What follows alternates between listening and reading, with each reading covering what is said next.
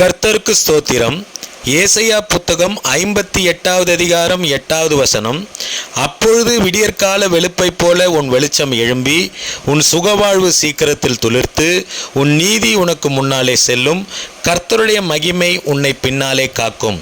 எப்பொழுது விடியற்கால வெளுப்பைப் போல என்னுடைய வெளிச்சம் எழும்பும், எப்பொழுது என்னுடைய சுகவாழ்வு சீக்கிரத்தில் துளிர்க்கும், எப்பொழுது என்னுடைய நீதி எனக்கு முன்னாலே செல்லும், எப்பொழுது கர்த்தருடைய மகிமை என்னை பின்னாலே காக்கும்படியாக காணப்படும் என்று சொல்லி நாம் பார்த்தோமானால், ஏசாயா புத்தகம் 58வது அதிகாரம் 7வது வசனத்தில் இப்படியாக சொல்லப்பட்டிருக்கிறது.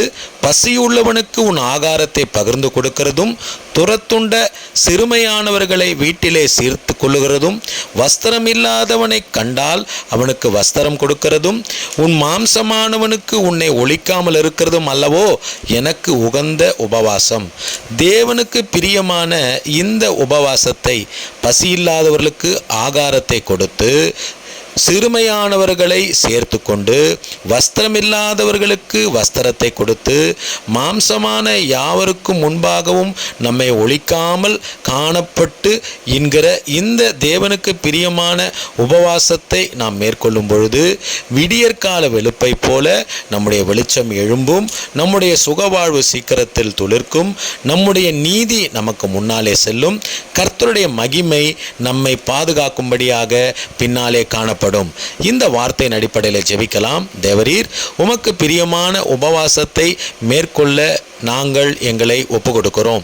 பசியில்லாதவனுக்கு ஆகாரத்தை கொடுக்க, சிறுமைப்பட்டவர்களை சேர்த்து கொள்ள, வஸ்திரமில்லாதவர்களுக்கு வஸ்திரம் கொடுக்க, எல்லா மனிதர்களுக்கு முன்பாகவும் எங்களை வெளிப்படுத்தும்படியாக நாங்கள் உமக்கு பிரியமான இந்த உபவாசத்தை மேற்கொள்ள ஒப்பு கொடுக்கிறோம்.